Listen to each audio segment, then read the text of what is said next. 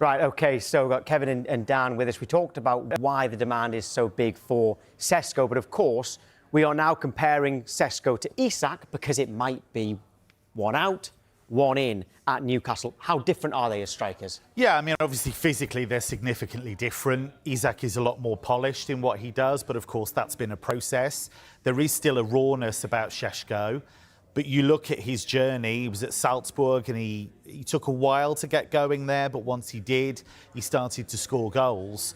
And I do think he's dynamic enough, I do think he's physical enough to deal with the Premier League. And what I like about him is that he's not scared to try things. There was a goal towards the back end of last season that I commentated on against Bayern, where the goalkeeper, Jonas Urbich, was a long way off his line. A lot of players would just lift that ball over the top of the goalkeeper.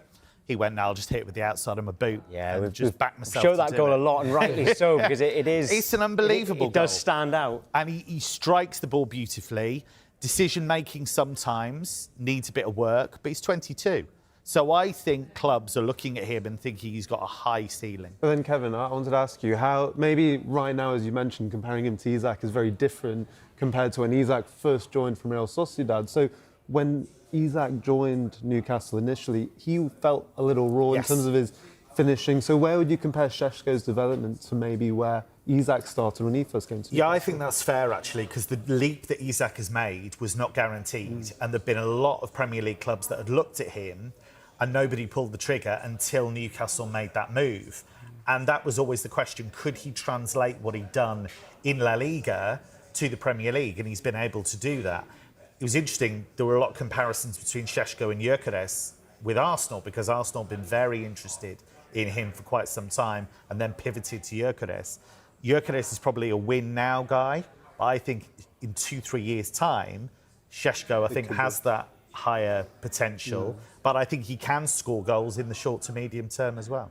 Very interesting. So Pete did say how a deal between Newcastle and Sesko might be close, and there was a big but there, wasn't there? Manchester United could come in as well, and he could go there.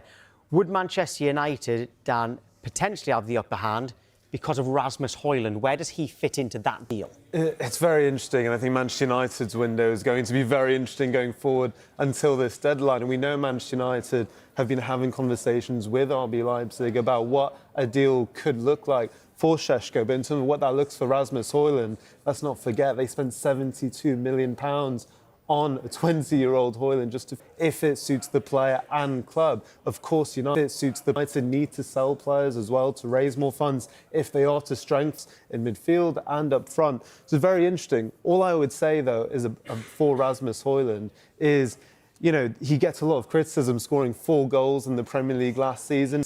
But we can conclude last year that the whole team really struggled under Amorim's new system while they were getting used to it. The team now, compared to where Højlund joined 2 years ago, had the likes of a young Alejandro Garnacho, an injury-ridden Anthony Martial. Marcus Rashford was struggling for form. You look at the team now, even if Šeško arrives, having Mbeumo, Cunha around you, Bruno Fernandes, it's just a completely different team. So I personally think Højlund maybe just needs a bit more patience to be given to him and see how he works with this refined and fitter, as Amorim has set out in America, team that has had more time with him in his system. Would he fit in at Leipzig, though, if Leipzig did want Højlund as part of this deal, or separate deal, or loan maybe? Would he fit in there? Would it work for Leipzig? It would. They've looked at him before. They've been credited with an interest in him before. He's somebody, I think, that would fit their style of play, somebody that does want to run in behind, does want to make those runs. I know his link-up play can be a bit ragged, but I agree with Dan, actually. I think there's a quality player there still. I think it's crazy to give up on him at this stage because so many players have lost their confidence there. It's been a really difficult club to judge players at. You look at Xerxes, gone there with a decent reputation, and it hasn't happened for him either.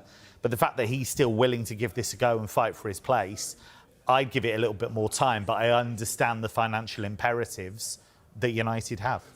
Yeah, well, lots going on at Manchester United, and one player who looks to be staying is Bruno Fernandes. It comes as Al Nassr failed in an attempt to sign the Manchester United captain. You may remember Fernandes rejected the chance to join Saudi Pro League rivals Al Hilal earlier this summer, right? But Dan, how important is it that they keep him? Yeah, I mean, on that point, we understand, in recent weeks, Al Nassr, of course, a prominent team out in Saudi Arabia, have also failed in an attempt to sign the Manchester United captain. And, I mean, his importance is unparalleled when you consider where would United have been without him last season.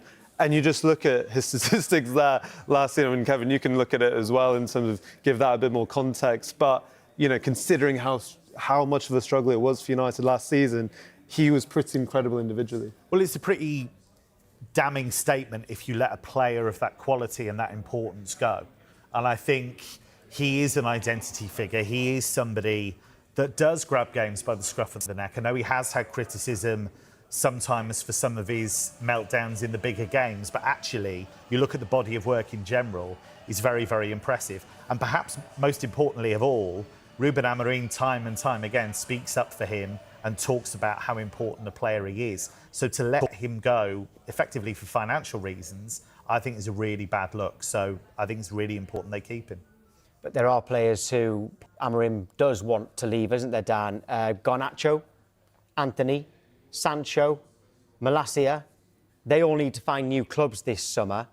But it's looking at this stage, with 4 weeks left, it's easier said than done. Absolutely, and I think they all have their own individual circumstances. With Jadon Sancho, we reported last week, Borussia Dortmund could be potential suitors once again for Sancho, but there's going to have to be considerations on Sancho's part with his salary demands. You look at Alejandro Garnacho, and we'll be talking about Chelsea very soon. We know they're very much, admirers of Garnacho, but they have other targets they're trying to get over the line perhaps before they pursue that deal. Terrell Malacia has just not played a lot of football, so when clubs look at him, very difficult to have an evaluation on him as well. And Anthony, we've seen he was very good at Real Betis, but again, is there a market for him right now in terms of his wages and the fee United would want for him? Well, we'll have to find out, but I don't think United's window is by far done anytime soon, but there's a lot of incomings and outgoings, but they also have to keep the sheets balanced as well. Yeah, there are some quotes from Amorim on Garnacho in particular, by the way. Here they are. It says, a really talented boy, and sometimes things don't work out. You cannot explain specifically what it is. But I have the feeling, I think it's clear that Garnacho wants a different thing with a different leadership. And I can understand that. So I think it's not a problem. So that's Amorim on Garnacho. One player who has gone, or at least temporarily, is Marcus Rashford. Kevin, he's gone to Barcelona. But is he going to be allowed to play? What's going on with his registration? So we're back again to Barcelona and their registrations. Because of the financial issues they have, it's not easy for them. They don't have a lot of wriggle room in terms of the salary cap with La Liga. So they haven't yet been able to register him. Now, he's spoken to the media about this. He says he's relaxed. He says that he's happy to let the club get on with it.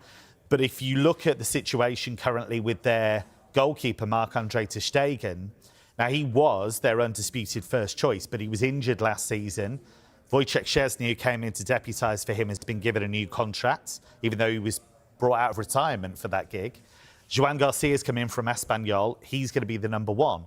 So you've got a situation with ter Stegen where Barca would quite like him off the wage bill. He's injured at the moment. And the club know that if he was out for 4 months injured, then they would get some relief from the salary cap for his wages. He made a very pointed statement with this back injury and said, I'll be back in 3 months' time. So he's aware they're trying to shift him on. Play the game, come on. But this is the interesting... Just say it's 4. But this is the problem, you see. You've got a situation where you've got these battles of wills all the time. You've got players they're trying to shift out who don't really want to go.